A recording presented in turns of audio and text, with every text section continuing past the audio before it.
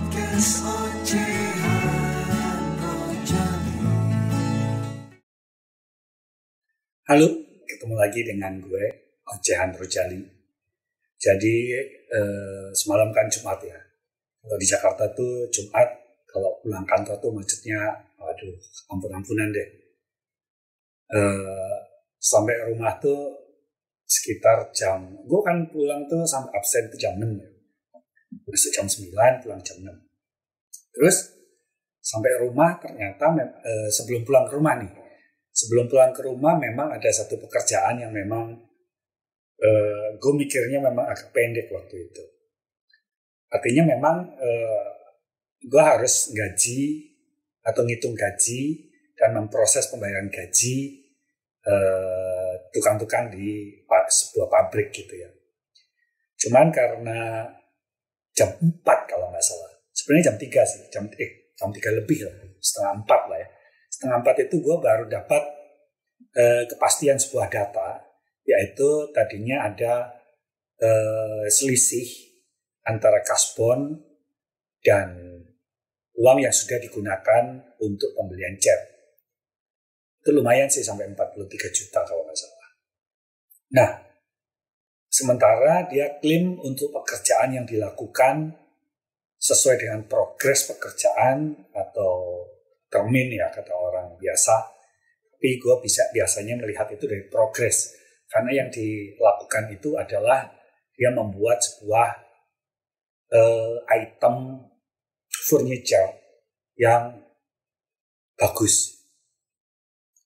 Jadi ketika dia menyelesaikan beberapa item itu, maka dia klaim bahwa itu sekitar atas jasa pembuatannya tersebut yaitu 16 juta.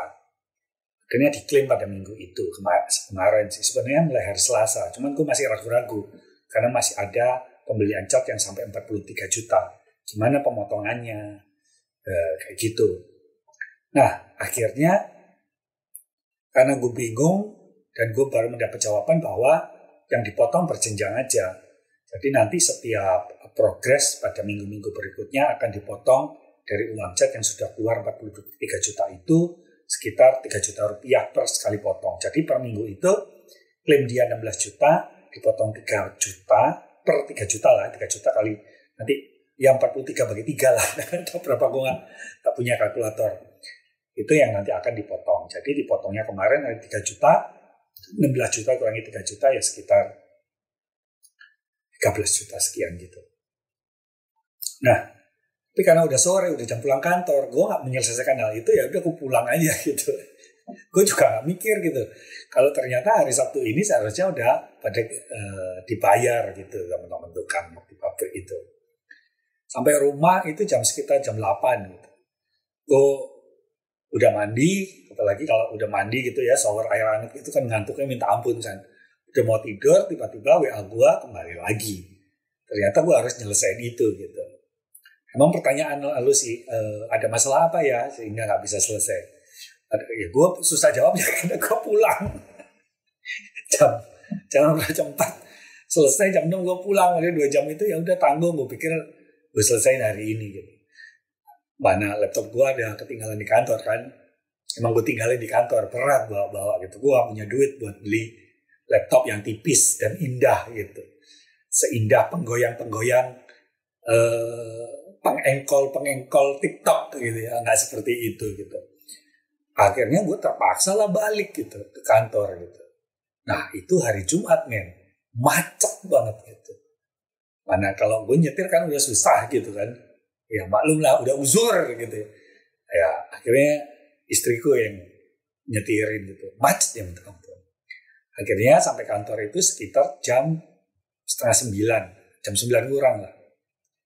Malam-malam ke security, minjem kunci untuk masuk ke ruangan, gue ambil laptop, pulang sampai rumah itu sekitar jam 9, gue buka laptop, berkas gue yang tadi akhirnya gue cek lagi, akhirnya gue selesain, dan gue kirim ke bos gue sekitar jam 10. Itu pontang-panting juga sih, karena nggak asal ngisi angka kan, tetapi bagaimana memastikan bahwa angka itu cocok dengan catatan-catatan, dengan bukti-bukti progres, dengan SPK berjalan kayak gitu ya. Nah, jadi misalnya gini nih, satu set furniture itu ada kursi, ada meja gitu ya. Nah, itu ada berapa item, katakan 6 item, SPK-nya ya 6 item itu. Progresnya masing-masing berapa. Dan nggak cocok-cocokin itu, ngantuk-ngantuk men. Udah ngantuk gitu kan, ya udahlah. Tapi gue harus menghitung itu dengan baik. Tapi entah kenapa hati gue tuh gak enak banget gitu. Gue hampir gak bisa tidur karena gue merasa bahwa ada yang gue kerjain itu salah gitu. Padahal gue udah minta persetujuan pembayaran ke si bos gitu. Nah, beneran. Pagi ini, ternyata memang ada yang salah. Ada salah satu tukang yang gue tulis itu kasbon sekitar 450.000, ternyata dia nggak di divisi built-in atau di furniture tertentu, tapi dia di bagian finishing. Berarti ada yang salah letak, berarti kan harus diperbaiki. Akhirnya gue ke kantor. Hari Sabtu nih, mestinya gue libur nih, mestinya gue bangun siang gitu. Tapi ya udahlah, namanya tanggung jawab gitu. Padahal gue kan bukan akuntan. Gue itu hanyalah pembantu umum yang mungkin kalau ada hal-hal tertentu, ya sudahlah gue pekerjaan itu gue support gitu. Nah, sementara anak kan libur, bagian finance sendiri juga libur. Akhirnya gue kirim, akhirnya gue juga minta persetujuan. Untungnya di pabrik bagian finance-nya masih masuk gitu. Jadi gue lakukan cek bersama. Bayangin lewat WA susah banget ngetik, tapi angka-angka di Excel itu kan panjang banget. Dan akhirnya kita memperbaiki hal itu. Kalau dipikir-pikir, maka profesi finance dengan latar belakang accounting atau akuntan itu masih sangat penting. Walaupun banyak yang mengatakan bahwa profesi ini suatu saat akan hilang karena digantikan oleh artificial intelligence atau program-program atau software komputer. Tapi ternyata enggak. Masih perlu kebutuhan terhadap akuntan-akuntan atau sarjana-sarjana dengan background accounting ini.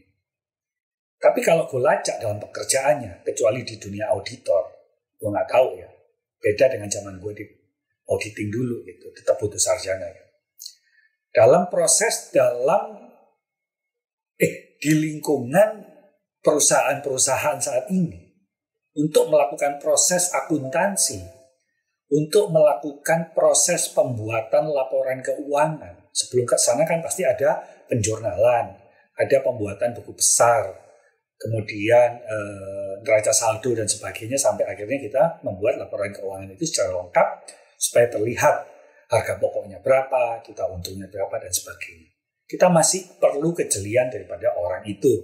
Walaupun gue setuju bahwa suatu saat keperluan software itu akan membantu untuk lebih cermat daripada orang tua, terutama orang tua yang kayak gue, akuntan aja gitu ya. Nah, berbicara tentang masalah apa yang gue lakukan pada hari ini dan semalam, maka gue iseng-iseng nih. Beberapa waktu lalu accounting manager gue itu cewek ya, punya anak 2, baru ngelahirin yang satu lagi. Gajinya 31 juta men. Pengalaman kerja ya 4-5 tahun lah. Tapi dalam melakukan pekerjaan, dia hanya melakukan pekerjaan staff, lupa melakukan pengembangan, lupa melakukan fungsi controlling. Jadi semua dilakukan, dia sendiri yang lakuin. Proses pendelegasian, pengembangan orang lain ini tidak ada. Ini yang agak kusesalkan, seorang manajer yang tugasnya adalah mengelola, digaji sangat tinggi, dan akhirnya seperti itu. Nah, kan ada proses untuk rekrutmen. Di rekrutmen itu anak-anak baru setahun punya pengalaman kerja, banyak kan magang gitu ya. Magang dari perusahaan A, perusahaan B itu nggak sampai setahun gitu. Tapi ketika daftar, dia sudah expected salary atau gaji yang diharapkan itu dari tinggi, udah di atas 12 juta semua. Rata-rata 12 juta sampai 15 juta di Jakarta ya. Belum insurance atau asuransi, belum BPJS. Oke lah, itu masih wajar. Tetapi ada yang namanya medical claim. Artinya untuk rawat jalan, rawat inap, dia minta ganti.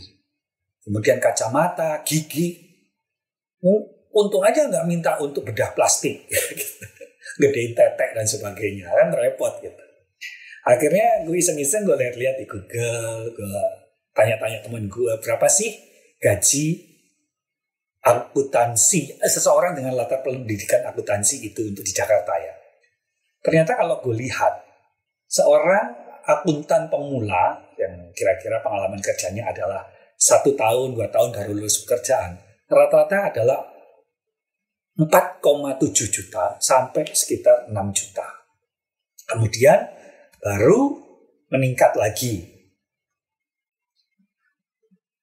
Bahkan kalau clerical aja sekitar 2 juta sampai 4 juta gitu.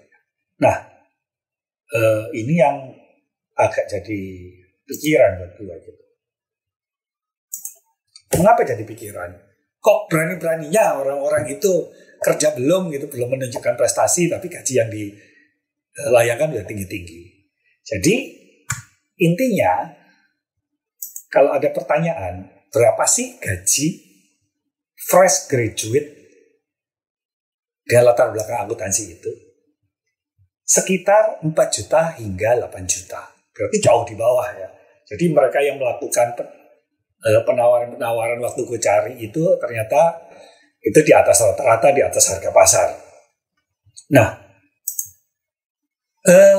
fresh graduate S1 akuntansi rata-rata digaji 3,5 juta sampai dengan 6 juta atau 8 juta. Sedangkan akuntan yang lebih senior sekitar 10 sampai 15 juta. Untuk level manajerial biasa digaji 15 sampai 25 juta per bulannya.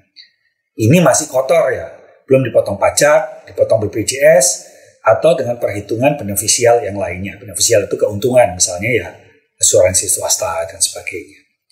Kira-kira begitulah. Tetapi untuk teman-teman dengan latar belakang akuntansi, jangan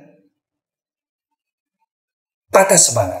Tetap menjadi seorang akuntan yang bagus, akuntan yang cerdas, mampu melihat berbagai persoalan tidak hanya dengan mencatat, tetapi memberikan juga advice atau nasihat-nasihat keuangan yang baik, maka kalian akan sukses. Dari apa yang gue sampaikan tadi, gue menjadi ingat bahwa pentingnya sekolah-sekolah vokasional, terutama SMK, tenaga akuntansi dari SMK, bahkan seharusnya mampu mendapatkan gaji yang lebih tinggi. Karena mereka nggak perlu magang-magang dulu setelah lulus sarjana, tapi dalam proses penyelesaian sekolah mereka sudah siap kerja, sanggup mengatasi, membuat laporan keuangan yang baik, mungkin sampai prediction cash flow-nya. Maka, ayo kita tingkatkan lagi mutu para pelajar di sekolah-sekolah vokasional. Semoga karir kalian akan melesat dan kalian mampu menunjukkan sebagai orang-orang yang memiliki kompetensi dan juga memiliki etika dan norma. Sampai ketemu lagi. Salam Rejali.